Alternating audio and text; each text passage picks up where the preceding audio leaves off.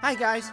So I went out and bought this really cool Lego Harry Potter advent calendar just on a whim, and I decided to unbox it on the channel one day at a time for the month of December. So follow along with me as we see what's inside. Should be fun. And here we are, looking at day number 21, which appears to be one of the tables from the Great Hall with a pumpkin, a loaf of bread, and a bowl full of cherries. Very festive. Although I feel like the pumpkin is more a Halloween thing than a Christmas thing. But here it is in its place on the board, and I'll see you tomorrow for day 22.